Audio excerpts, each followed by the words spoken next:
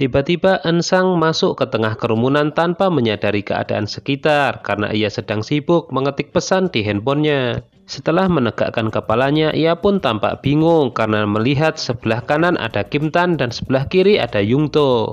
Tak ingin Ensang mendapatkan masalah, Chan Yong kemudian membawa gadis itu. Rahel bermaksud menghampiri Kim Tan, namun tubuhnya ditarik oleh Yung To. Melihat itu, Kim Tan kemudian maju mendekat dan menarik Rahel. Jika kembalinya ia ke sekolah membuat Yung To sangat khawatir, maka Kim Tan menyuruhnya untuk keluar saja.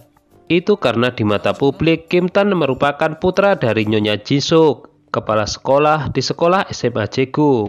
Hanya Yung To yang mengetahui jika Nyonya Han adalah ibu kandung Kim Tan. Rahel mengatakan jika ia sangat bersyukur karena Myung Soo tidak menyebarkan rumor mengenai kembalinya Kim Tan. Gadis itu memberitahu jika Ensang ditransfer ke sekolahan ini.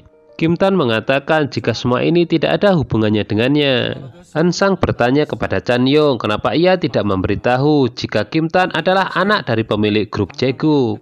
Karena gadis itu sudah tahu, Chan Yong kemudian memberitahukan sesuatu yang sangat penting.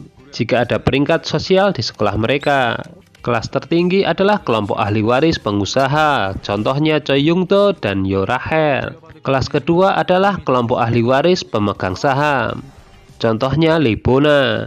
Kelas ketiga adalah kelompok ahli waris kehormatan seperti menteri, politisi, atau hakim agung. Sebagai contoh, Hyo Shin dan Myung Soo. Dan kelas keempat adalah kelompok kesejahteraan sosial, seperti Chan Yong sendiri dan Ensang. Mendengar itu, gadis itu pun menjadi bingung karena ia merasa tidak masuk ke semua kelas. Di kantor, Ensang harus mengisi data diri. Di situ ia ragu-ragu mengisi pekerjaan orang tua. Namun staf sudah tahu jika ibunya hanyalah seorang pembantu. Anak berkacamata yang pernah dibully Yung To mendengar ucapan dari staf itu. Guru kemudian membawa Ensang masuk ke dalam kelas. Dan sebuah kebetulan, ia pun satu kelas dengan Kim Tan, Yung To, Yesol, dan Jun Yung. Ensang membungkukkan badannya, kemudian memperkenalkan diri. Karena menjadi bahan tertawaan, Kim Tan merasa tidak tega. Ia pun kemudian menggantikannya karena ia juga merupakan murid baru.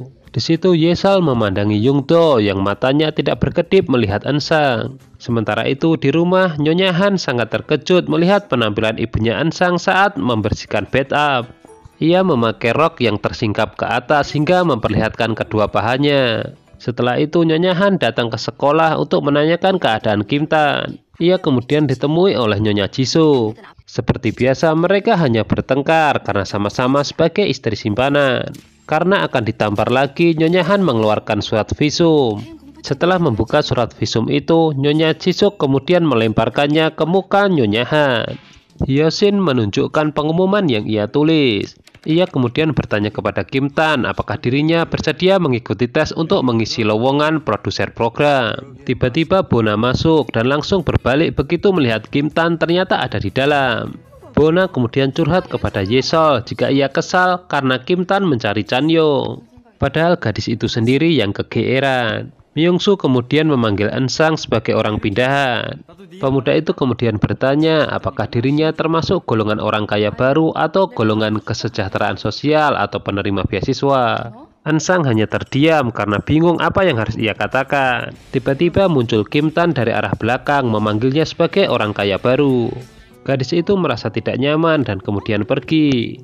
Di luar kakinya pun dijegal oleh Yung To. Pemuda itu mengatakan jika ini trik darinya agar bisa memegang tangan gadis itu. Pemuda itu hanya ingin bertanya apa hubungan dirinya dengan Kim Tan. Tiba-tiba dari arah belakang muncul Kim Tan. Pemuda itu kemudian menyuruh Ensang untuk pergi. Percakapan saling menyindir pun akhirnya kembali terjadi. Setelah itu Kim Tan mengejar Ensang dan menyuruhnya untuk tidak menjauh darinya. Itu karena gadis itu jika jauh dari Kim Tan pasti akan dibully teman-temannya. Namun Ensang tidak mau diatur meskipun dia harus dekat dengan Yung To. Karena meskipun dekat dengan Kim Tan, namun gadis-gadis di sekitarnya tidak akan merasa rela. Kim Tan diberitahu Chang Yong jika dirinya sudah tahu jika Ensang tinggal di rumahnya. Meskipun begitu, ia enggan membocorkannya kepada orang-orang. Tiba-tiba Bona datang dan ia pun kembali berbalik arah setelah melihat Kim Tan. Melihat itu, Chan Yong hanya tersenyum. Setibanya di rumah, Ensang mengajak ibunya pindah dari rumah Kim Tan. Ibunya menyuruhnya menghentikan omong kosong ini dan tetap fokus pada sekolah. Ansang mengatakan jika ini tidak adil, kenapa mereka harus hidup seperti ini. Kim Tan sedang mondar-mandir di gudang anggur, namun tiba-tiba Ansang datang, ia pun kemudian bersembunyi. Gadis itu sambil membawa notebook. Gadis itu terlihat sedih setelah mengetikkan kata seragam bekas SMA Jeguk, namun di penelusuran tidak ada. Mereka kemudian sama-sama bersandar sambil mendengarkan alunan musik. Kim Tan kemudian iseng mengirimkan pesan kepadanya menanyakan keberadaan Ansang. Gadis itu pun akhirnya kaget karena pemuda itu sudah berada di hadapannya. Kim Tan mengajak Ansang untuk makan siang bersama besok di sekolah. Namun keesokan harinya saat makan siang, ia justru didekati oleh Jun Young, pria berkacamata yang sering dibully oleh Jung Do.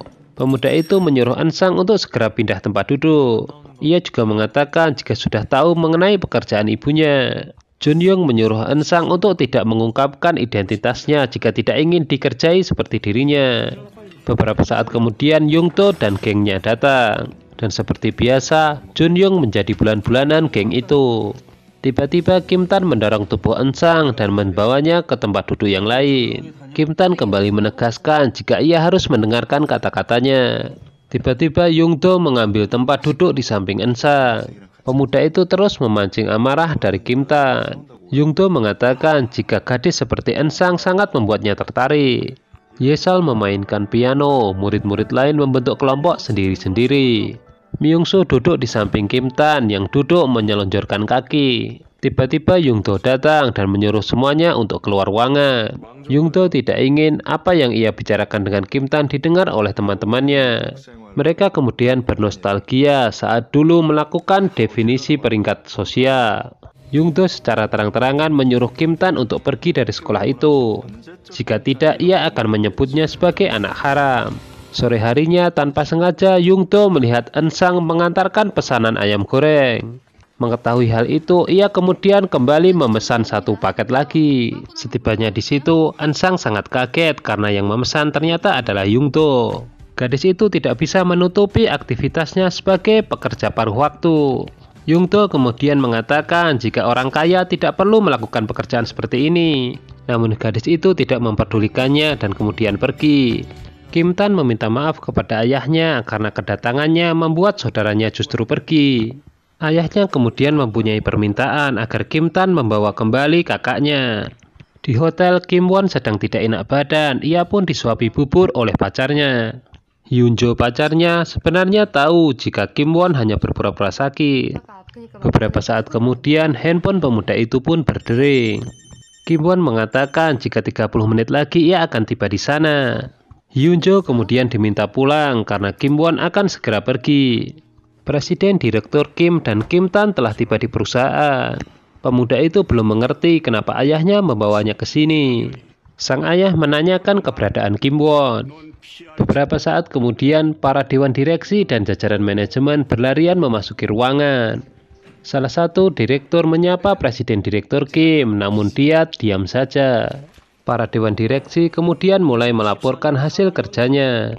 Tiba-tiba Kim Won masuk ke ruang meeting melalui pintu belakang. Presiden Direktur kemudian memperkenalkan Kim Tan kepada dewan direksi sebagai putra keduanya. Di situ banyak yang terlihat kaget karena sebelumnya belum pernah melihat Kim Tan. Meskipun terlihat berat, Kim Tan kemudian berdiri dan memberi salam. Para dewan direksi memuji ketapanan pemuda itu. Namun itu hanya membuat Kim Won semakin kesal. Setelah rapat selesai, Presiden Direktur Kim ingin kedua putranya pulang ke rumah. Namun sebelum keinginan itu terwujud, ternyata kedua putranya kembali bertengkar. Sang ayah sebenarnya hanya kecewa karena Kim Won pergi dari rumah terlalu lama. Di rumah, Kim Tan ditanyai ibunya apa yang ia lakukan bersama ayahnya di kantor. Pemuda itu pun menjawab jika ia diajak meeting oleh ayahnya. Mendengar itu, Nyonya Han sangat senang karena itu artinya ia akan mendapatkan kekuatan baru. Ansang disuruh ibunya menjemur spray yang tersisa. Tanpa ia sadari, Kim Tan melintas di situ. Ansang sedang meratapi nasibnya karena siang ia menjadi orang kaya baru, sedangkan malam ia menjadi seorang pelayan. Gadis itu akhirnya kelelahan dan tertidur di kursi. Kim Tan juga duduk di kursi untuk menemaninya. Pemuda itu menatap miris, membayangkan bagaimana kerja keras dari Ensang. Saat terbangun, gadis itu melihat alat penangkap mimpi tergantung di tiang jemuran. Dari situ Ensang menyadari jika Kim Tan tadi ada di sekitarnya, sedangkan Kim Tan melamun di kamarnya. Ibunya Rachel masih terbayang-bayang saat dicium oleh sekretaris Yun. Pria itu merupakan mantan yang tidak pernah ia bisa lupakan. Saat akan menelpon, ternyata sekretaris Yun sudah berada di hadapannya. Nyonya Esther kemudian bertanya kenapa pria itu tidak menelponnya setelah kejadian itu. Sekretaris Yun kemudian balik bertanya kenapa dirinya yang bukan menelponnya. Beberapa saat kemudian, sekretaris Yun pulang dari supermarket dengan menenteng belanjaan.